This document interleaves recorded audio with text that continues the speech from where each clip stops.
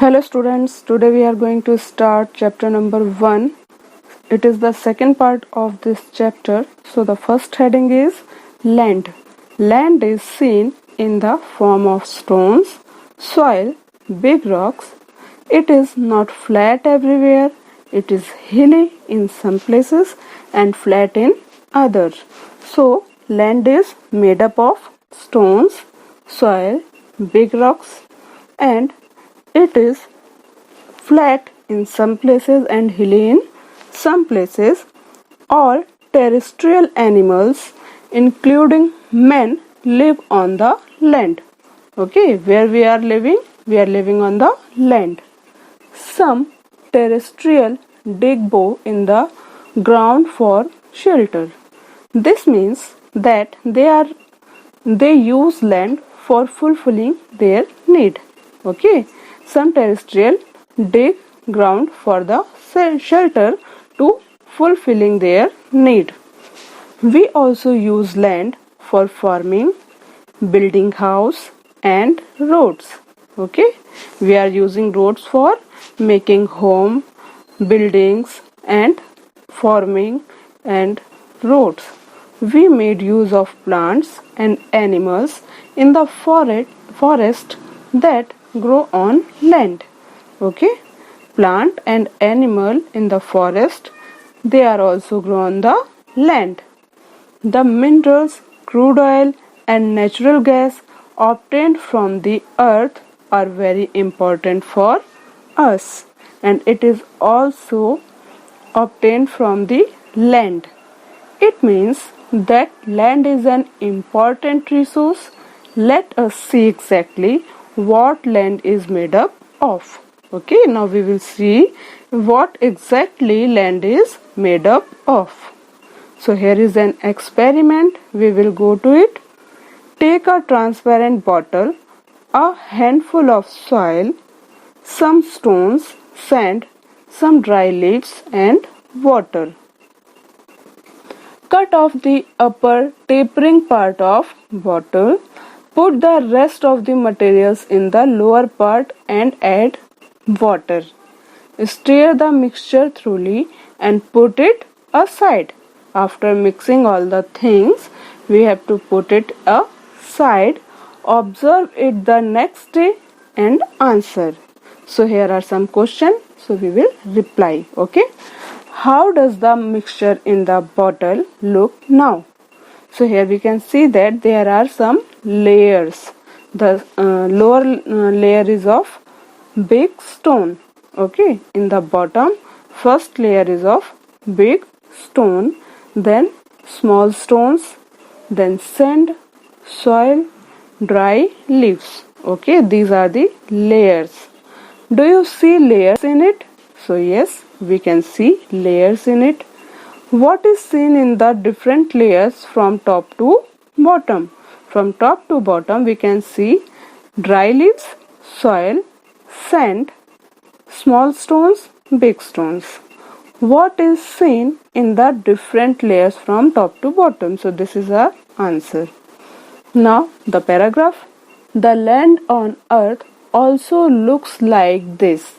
If a pipeline is being laid in your neighborhood, observe carefully the pits dug for this purpose. You will see some layers under the land surface as shown in the accompanying figure. So here is the diagram. We can see that there are some layers. The first one is humus, then soil, then immature soil, layer of soil and small rocks, and the last bedrocks. So we will understand what are these points. If the land has mature soil, the topmost layer is formed by the decomposition of remains of plant and animal. When the plant and animal decompose in the soil, then it is formed, and the name of this layer is humus. Okay, the name of this layer is humus.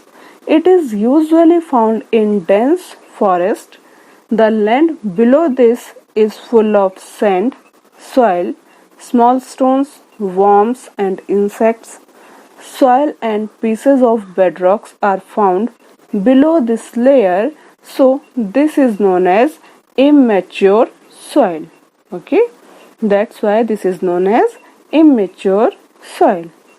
Further below this layer, the proportion of soil decreases and that of rock increases. The level of soil is decreases and rock increases. This is the layer of bedrocks. The main mineral in the soil are derived from these rocks. That's why soil is different reasons is different. The color and texture of soil are both determined by the rocks. Is that clear? So here we completed humus, soil, immature soil, layer of soil and small rocks, and the last bedrocks. So here is a point which comes in 1 marks question, that the color and texture of soil are both determined by the dash. So here is the fill in the blank. So we will fill bedrocks. Is that clear? Next point है the process of soil formation. How is the soil formation? So the soil on the land is formed by a natural process. Forming of soil is a natural process. The abiotic component of soil are supplied through the weathering of the bedrock. Due to the heat, cold, water of the sun, wind and rain respectively, the bedrock breaks down into pieces. Then stone and the soil are formed from these pieces. By the pieces of bedrocks, what is formed? Stones, sand and soil. Microbes, worms, insects are found among them. Rodent like mice and rats are also found here. The roots of tree growing on the land and also help weathering of rocks. The process of soil formation is slow and continuous. How is the process of soil formation? It is slow and continuous. It takes about 1,000 of years for a 2.5 centimeter thick layer of mature soil to form. Okay, it takes about 1,000 years for a 2.5 centimeter thick layer of mature soil to form. Next page. Soil can get destroyed in a short period due to flood, storm and human activities such as mining. Soil can be destroyed. Why? It is destroyed because of flood, storm, human activities such as mining. That's why it is necessary to conserve soil and to prevent erosion of land. The best remedy for this is to increase the green cover on the land. What is the meaning of green cover? Okay, so it means to grow plants on the land. Erosion of land is reduced if grass, trees and bushes are grown in it. Is that clear? Green cover of the land means grass, trees, bushes are grown in the land. Is that clear? Okay, so here is the box. Do you know? Humus is the layer formed on soil due to the decomposition of dead plants, animals by microbes. Okay, how is dead plants and animals decomposed? By the microbes. Humus supplies nutrient to the soil.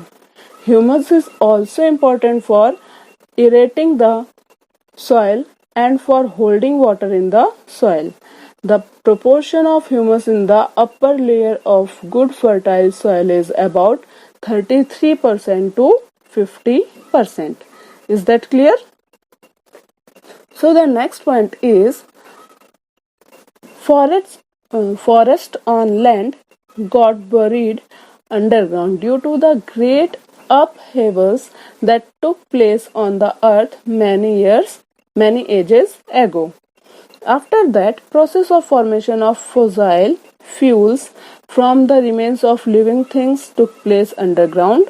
We get fuel like petrol, diesel, kerosene, paraffins, and other useful materials like tar and wax from the fossil fuel called crude oil.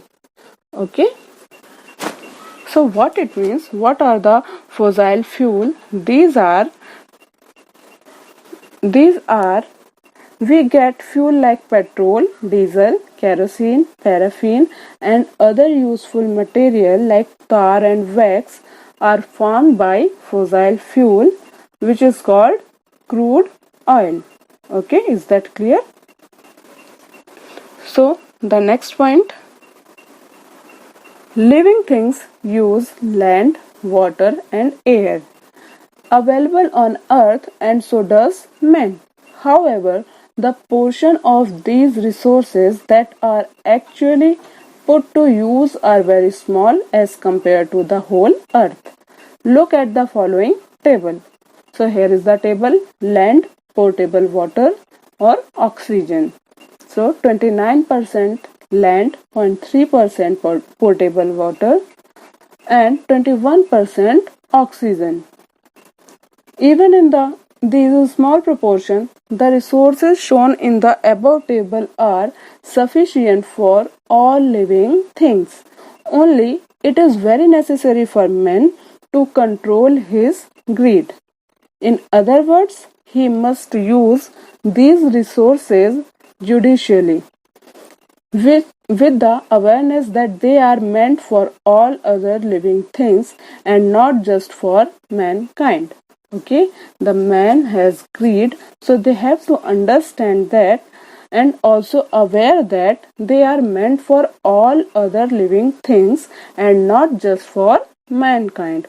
All the natural sources are for all the living things, not for mankind only. Is that clear? Now the box, institutes at work. India Meteorological Department was established in 1875 for studying the weather in the India subcontinent. The main function of the institute is to observe the weather and to make weather forecast. This institute also conducts research related to change in weather, makes forecast about rain, studies the developments related to global warming. So in India Meteorological Department was established in 1875. And why it is established? To studying the weather in the Indian subcontinents.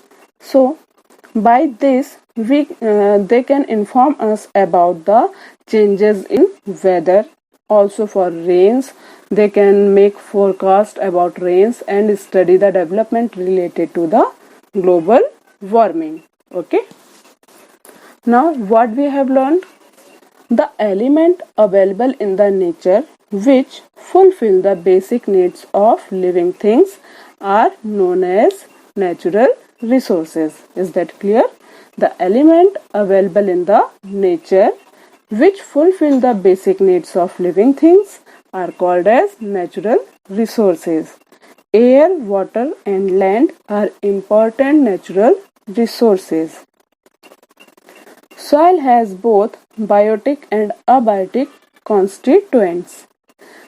There are many constituents of air such as nitrogen, oxygen, carbon dioxide, inert gases, water vapor and dust particles. The ozone layer is a protective shell of the earth.